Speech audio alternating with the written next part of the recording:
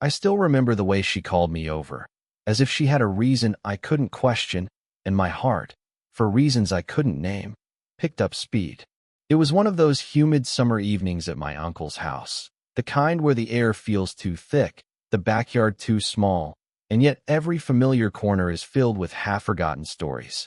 I had been hovering near the punch table, pretending to check my phone, pretending to be invisible.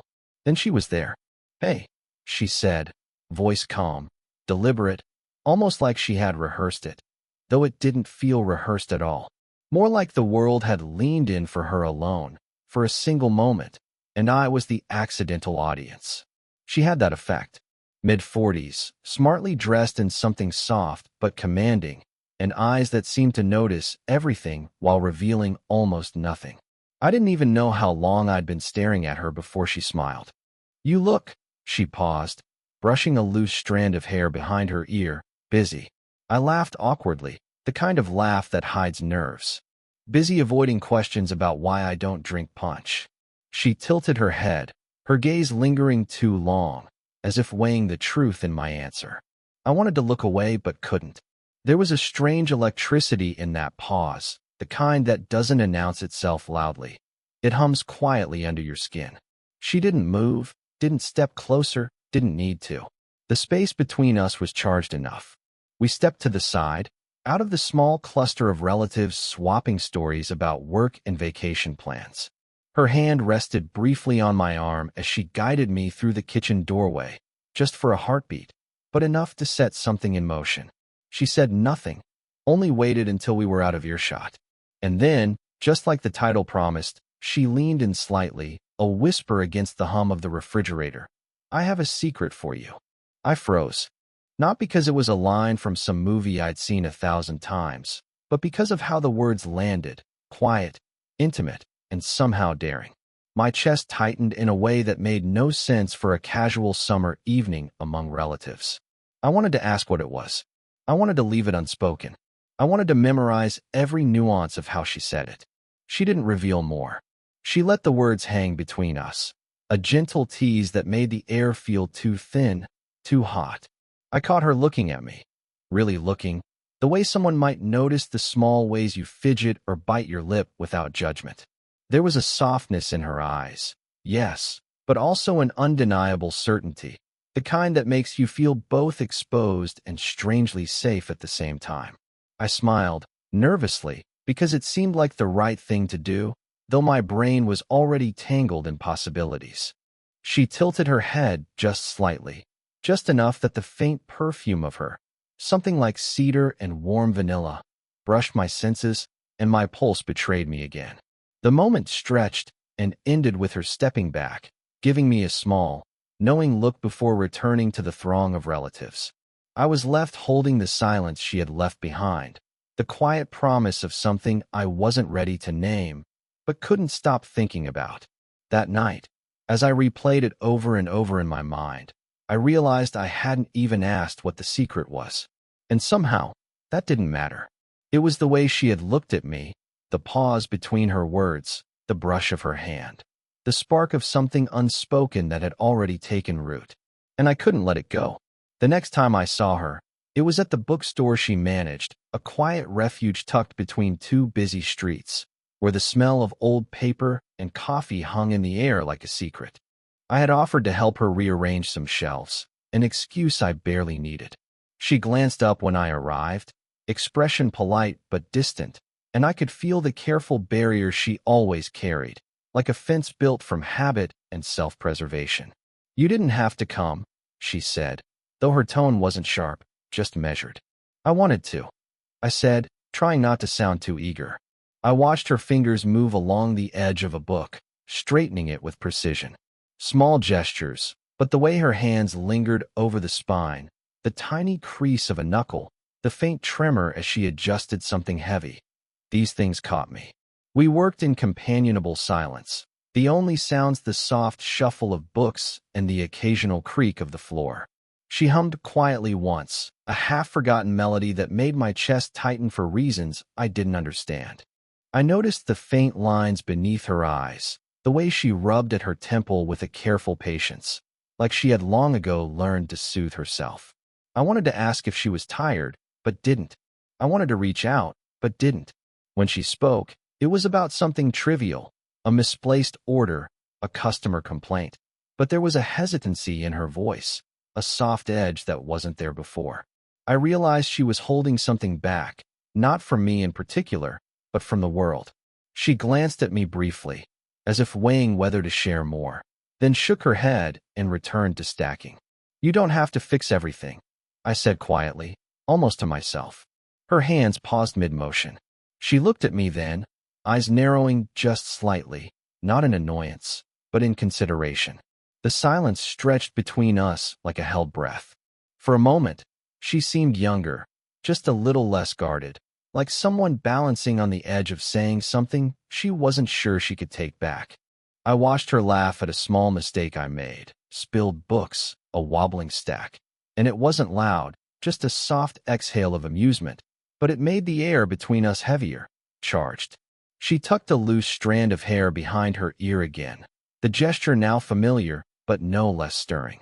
Her gaze lingered on me, just enough for me to catch the weight behind it. Tiredness, restraint, something she didn't want to show. I wanted to reach for her hand, to steady it, to say something that might ease whatever she carried. But the moment was delicate, fragile. Instead, I stayed still, letting her space be hers while my attention traced her small movements. The flicker of a smile, the tilt of her head, the way her fingers lingered on the edge of a book. When she finally straightened up, stretching like someone waking from a half-forgotten dream, she met my eyes with a look I couldn't read but couldn't forget either. "You always notice too much," she murmured, almost a whisper, and then turned away, but the softness of her voice lingered. I stood there, letting the quiet settle around us, replaying the fleeting weight of her words, the subtle pull in her presence, the electricity she didn't say aloud. And I knew, as she walked back behind the counter, that the moment, the pause, the brush of attention, the charged silence, would follow me long after the books were put away. It was nearly 10, and the bookstore was closed except for the dim glow of the desk lamp where she sat, going through invoices. Rain drummed softly against the windows, a steady rhythm that made the room feel smaller, more intimate, though we were supposed to be just co-workers or family friends, or whatever polite category the world assigned to us. I had stayed behind to help, some excuse about finishing an inventory she didn't really need me for, and now we were alone, the faint scent of her perfume mixing with old paper and wet air. She glanced up once, just enough for me to catch the shadow of a smile that didn't reach her eyes. I wanted to ask what it meant, but I didn't. "You know," she said softly, "I almost told you something tonight." Her fingers paused over a stack of receipts, trembling ever so slightly. But I didn't. I swallowed, my pulse picking up. There it was again. The way she could draw me in without touching me, without saying the words that would make my chest explode. I wanted to lean closer, to ask her to tell me anyway, but I stayed still. She pushed a stray piece of paper across the desk, her hand brushing mine for a fraction of a second. That brief contact made my fingers tingle long after we separated. I wanted to hold her hand, wanted to see if she'd let me, but the thought of crossing a line that might never be uncrossed stopped me. "I think," she continued, voice lower now, "you'd be surprised if I did." She looked away, biting the inside of her cheek, like she was deciding whether her next words were safe. The silence stretched. I caught the subtle weariness in her shoulders, the tiny flicker of doubt in her eyes. I wanted to say something, anything, but my mouth went dry. Instead, I watched, careful not to move too close, careful not to let the electricity in the room break. And then, the phone rang. Loud, abrupt, and instantly shattering the fragile bubble we'd built. She flinched, picking it up with a practiced politeness, her face hardening as her ex's voice filled the line. The weight I had been leaning into vanished, replaced by a different reality. She belonged to rules I couldn't bend, histories I wasn't part of. I exhaled slowly, trying to settle the tightness in my chest. She laughed softly at something he said, a sound that was warm but distant, and I realized I had been holding my breath. She ended the call, shaking her head as if to shake off the intrusion, and I wanted to tell her she didn't need to explain, didn't need to justify, but I didn't. As the storm outside thickened, I stepped back toward the door, telling myself I should leave, that lingering now would be foolish. But when I looked at her one last time, she was standing a little too close to the desk, hair falling into her face, lips parted as if about to say something she couldn't. I froze, almost moving forward, almost brushing that hair back from her face. Almost. Then the lightning flashed, and the moment evaporated. I left the bookstore, rain soaking my jacket, heart hammering, haunted by what almost happened. The near confession, the near touch, the invisible line neither of us dared cross. And I knew I would replay it for weeks. I found her in the small courtyard behind the bookstore, the rain from earlier leaving the stone tiles slick and cold. She was leaning against the wall, arms crossed, staring at nothing, or maybe everything. And the sight made something in my chest twist. For a moment, I thought about leaving, about pretending this was all normal, just another late-night errand. But I didn't. "You're here again," she said softly, without turning. Not a question, not a greeting, just a statement. I hesitated. I wanted to make sure you were okay. The words sounded small, inadequate, even to me. She let out a sigh, long and quiet, that seemed to carry the weight of all the things she never said. She finally looked at me, and the eyes that always seemed so controlled were raw, almost pleading. And what am I supposed to do with that? I opened my mouth, closed it, and opened it again. There was no clever line, no comforting phrase, just the truth. I didn't know. I hadn't known for weeks. I wanted to tell her, wanted to confess the way my chest felt like it might crack every time she laughed or brushed a hand over a stack of books. But I couldn't. Not yet. She stepped closer, just enough that the space between us felt too small, like the universe was nudging us towards something we weren't ready to name. I noticed the fine tremor in her fingers, the way she twisted her ring absent-mindedly, the fatigue that didn't belong to her, but to all the expectations she carried. "What are we doing?" she finally asked, voice low, almost breaking. The question hit me like a storm. Not the words themselves, but the honesty behind them. Not the longing or the tension, but the truth that we couldn't pretend this was normal any longer. I wanted to answer, wanted to explain, but everything I felt couldn't be put into words. We stood there, inches apart, neither moving, both waiting for something neither of us could name. I wanted to reach for her, to offer something, anything, but I stayed still, because the wrong movement could shatter everything. She exhaled again, quieter this time, and for a heartbeat I thought she might turn away, leave me alone in the rain with my own tangled thoughts. But then her eyes caught mine, unblinking, unflinching, and I realized she wasn't leaving. She wasn't running. She was holding herself together for both of us, and that made the silence almost unbearable. I don't know if I can keep pretending either," she whispered. Her voice cracked on the last word, raw, unguarded, real. I swallowed hard, the tightness in my throat unbearable. I wanted to speak, to make her laugh, to distract her from the weight she carried, but I couldn't. There was nothing to do but feel it, let it sit between us, heavy and real.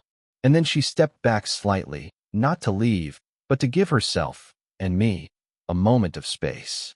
The courtyard felt colder than before, the wet stone pressing against my shoes, and I realized that I had never been this exposed, this unsure, this terrified of silence.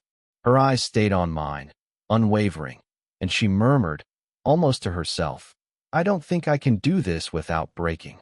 I didn't move. I couldn't. And I knew, deep in my chest, that I would remember the weight of that line forever.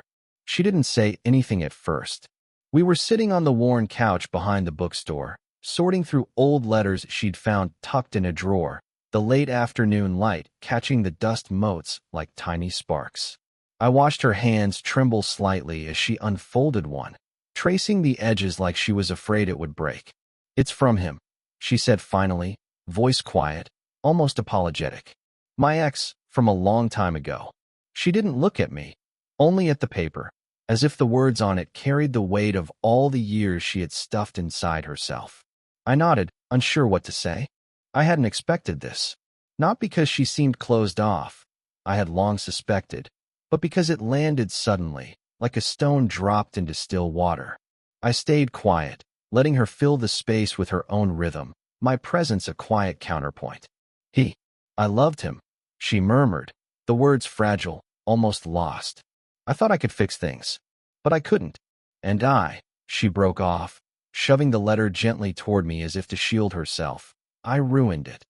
I felt a strange mix of emotions, sadness, admiration, awe. There was a vulnerability there I had only glimpsed in fragments before, fleeting moments in quiet glances or tired sighs. I reached out, lightly touching the edge of the letter she had offered, and the contact, small and careful, made her flinch in the most human way. "I remember," I said, voice low, uncertain. "You told me once about a photograph he gave you, the one by the lake." Her eyes flicked toward me, startled. Then, almost imperceptibly, she smiled. Not a full smile, just the corner of her mouth tugging upward. "How do you remember that?" "I noticed," I said simply. "You talked about it that night, while you thought I wasn't paying attention." My chest tightened. The truth was, I had been paying attention. Every word, every pause, every little gesture she thought I might miss. She went silent again, staring at the faded handwriting. The weight of it seemed to press the room into a slower rhythm. I watched her shoulders slump slightly, the careful armor she wore for decades softening in the presence of something lost long ago. I don't think anyone ever really saw it," she whispered. "Or me. Not like that. Not like I needed to be seen." Her voice broke just a little on the last words, and I realized how much that statement, that quiet confession, shifted the air between us. I wanted to reach for her again, to offer comfort, to say something that could bridge the gap between now and the ghosts of her past, but I stayed still. Because the moment itself, raw and fragile, was enough. She folded the letter carefully, placing it on the table. Then she looked at me, really looked, her gaze weighing me, testing me, reading me. And for a heartbeat, the world outside the bookstore ceased to exist. I felt something seismic under my skin, something quiet but unstoppable. "I've carried him for a long time," she said softly. "And now, I don't know what to do with myself." I swallowed, heart thudding, knowing that this simple, honest admission had changed everything. I couldn't move yet, couldn't speak, couldn't do anything but witness it. And I knew, in that small, fragile silence, that nothing between us would ever be the same. We were in the bookstore again, late in the evening, the air warm with the lingering scent of coffee and paper. She had pulled a chair out for me, the smallest gesture, and I realized how long I had waited for something that ordinary, something unremarkable, yet somehow monumental. We sat across from each other, sorting through a stack of returned books, pretending the task mattered more than the quiet tension between us. I watched her hands move, slow and deliberate, and noticed the faint tremor in her fingers as she stacked a book too heavily, then corrected it. My own hands twitched at the edge of the table, hovering too close, wanting to offer steadiness, to close the distance that had felt impossible for weeks.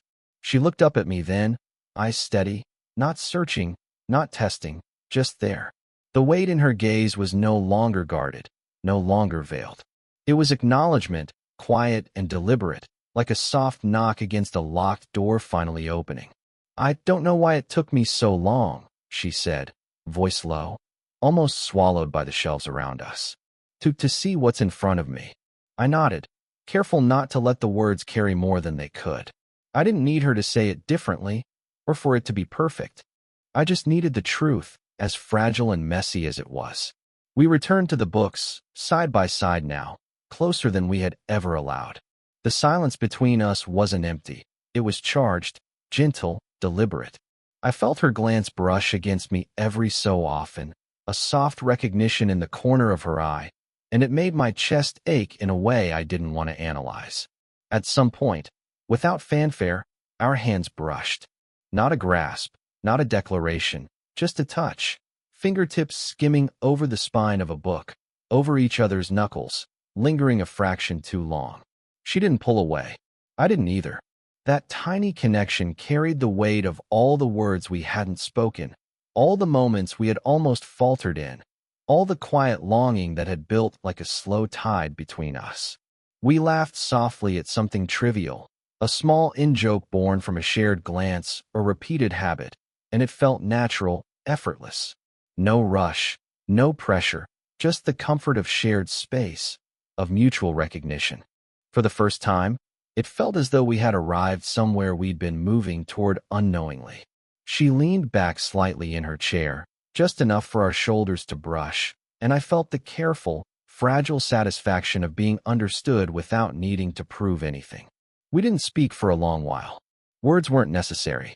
Finally, I exhaled, letting the silence hold me instead of push me away. She mirrored the motion, a soft smile tugging at the corner of her mouth. And in that quiet, ordinary, utterly human moment, I realized we had crossed the threshold, not with grand gestures or declarations, but with small, deliberate acknowledgement and the soft inevitability of being seen. Her hand shifted slightly, just to touch mine again, brief and certain. And as we sat there, side by side, letting the calm settle, I knew, without saying it aloud, that this was enough. That what had been slow, messy, impossible, and almost unspoken had finally, quietly, found its place. And I didn't need more than that. I think back to that summer often now, the way moments stacked quietly until they became impossible to ignore. It wasn't dramatic. There were no confessions shouted over thunderstorms, no sudden declarations under moonlight. It was smaller than that, softer, and yet it reshaped both of us in ways I'm still understanding. I remember the way she used to straighten books, how her fingers lingered on the edges like she was careful not to erase something important. I notice it still, in other people, and it reminds me of her, precise, thoughtful, quietly strong, and capable of holding more than I realized. She carried her past heartbreak with grace, though I could see the cracks if I looked closely enough. Watching her let herself be seen, little by little, taught me that patience isn't passive, it's active noticing, staying even when it's uncomfortable, loving someone in the spaces between words. I changed too, though not in ways I expected. I learned that longing isn't just about wanting. It's about listening, waiting, and understanding what someone needs without expecting it to be returned immediately. I learned that restraint can be its own kind of devotion, and that noticing the smallest details, the tremor of a hand, the half-smile she gives when no one's watching, can mean more than grand gestures ever could. We never needed to name what happened between us. That was the point. Our connection wasn't about ownership or labels. It was about recognition, seeing each other fully, admitting the gravity of what we almost lost, and choosing, quietly, to stay in that presence. The bookstore still exists, but now it feels different, as if the walls themselves hold the echoes of our silence, our pauses, and the small sparks that finally became something undeniable. Sometimes I go there, pretending to browse, just to remember how close we could be without breaking the fragile boundaries that held us together. And she's always there, careful, strong, luminous in that ordinary, extraordinary way she has. Love, I've learned, doesn't always arrive with fireworks. Sometimes it arrives as a shared silence, a deliberate touch of a hand, a glance that says more than words ever could. Sometimes it's the accumulation of small choices, quiet acknowledgments, and the courage to be seen in your entirety, flaws and all. And that's what stayed with me most. The inevitability of it, the patient unfolding, the gentle recognition that some connections are earned, not forced, and once earned, they linger in ways that are both tender and unstoppable. Even now, I catch myself thinking about the faint brush of her hand, the careful tremor in her fingers, the way she looked at me that evening in the courtyard. And I smile, not because the story ended in fireworks, but because it didn't need to. It ended in presence, and presence, I've learned, is everything. If this story made you feel something, let me know in the comments. Would you want more stories like this?